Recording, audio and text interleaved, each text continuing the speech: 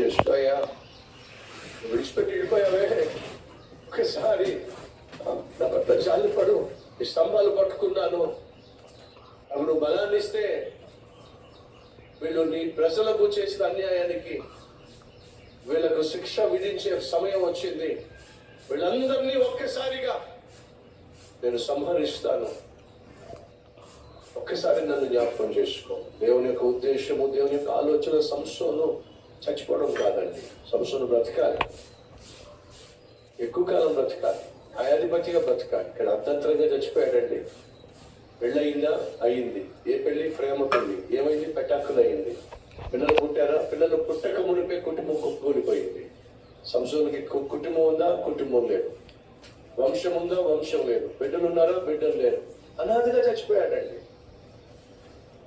50 సంవత్సరాలు కూడా బతకలేదండి, చచ్చిపోయాడు. ఈ సహోదరుల్లో ఏం చేద్దాం? దేవుడు మనకి ఇచ్చిన బాధ్యతలు పక్కన పెట్టి సైతాను ఇచ్చేటటువంటి పాపిష్టి అవకాశాలను చేతబట్టి అల్పకాల పాపభోగాల్లో మునిగి తేలి మన జీవితానికి ఆధారమైనటువంటి దేవుని దూరం చేసుకుని నాశనం అయిపోదామా?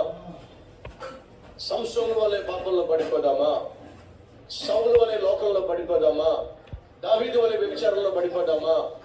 లేదా కనీసం ఈ హెచ్చరికలతో కూడినటువంటి సందేశం వినైనా ఈ రోజు జాగ్రత్త పడదామా?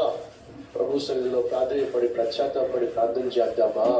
అవును అన్నవారు ఉన్న చోటే మోకరిస్తారా? ప్రార్థనలో ఏకీభవిస్తారా? మా పరిశుద్ధుడైన ప్రేమ కలిగిన తండ్రి, నువ్వు ఆశించినట్టుగా నీ చిత్త ప్రకారం మేము జీవించలేకపోయామయ్యా. మమ్మల్ని ప్రాణంగా ప్రేమించాం, ఈ ప్రాణాన్ని మా కోసం నాకు ధారపోసాం. ఎక్కడో పెంట కుప్ప పైన పడి ఉన్న మమ్మలను లేవనెత్తాం. ఈ రోజు మేము ఏ స్థితిలో ఉన్నామో అది నువ్వు మాకు అనుగ్రహించిన భిక్ష. నిన్ను ఆధారం చేసుకుని ఈ రోజు ఈ స్థితికి వచ్చాం. నిన్నే కాదనుకుంటే నువ్వే మాకు దూరం అయితే ఏవైతే కలిగి ఉన్నామో అవన్నీ కోల్పోవడానికి ఒక క్షణం చాలు.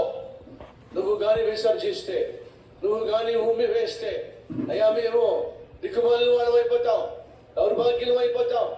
నాయనా ఆ స్థితికి రాకుండా అయ్యా ఒకసారి మమ్మల్ని జ్ఞాపకం చేసుకోయ్యా, ఒకసారి మా కుటుంబాన్ని జ్ఞాపకం చేసుకోయ్యా, ఒకసారి మా బిడ్డలను జ్ఞాపకం చేసుకోయ్యా. అయ్యా మమ్మల్ని క్షమించయ్యా. బాధ్యతలు మరిచి జీవించాం, కనీసం ఈ రోజు నుంచి అయినా పరిశుద్ధంగా బ్రతకడానికి మాకు కృపనివ్వయ్యా. సులభముగా చిక్కులు పెట్టే సైతాను తంత్రాలను గుర్తించి భద్రంగా జీవించే కృపనివ్వండి అయ్యా. ఆ రోజు దావీదు గనుక నువ్వు చెప్పింది చేసినట్లయితే, ఉండమన్న చోట ఉన్నట్లయితే ఇంత అనర్థ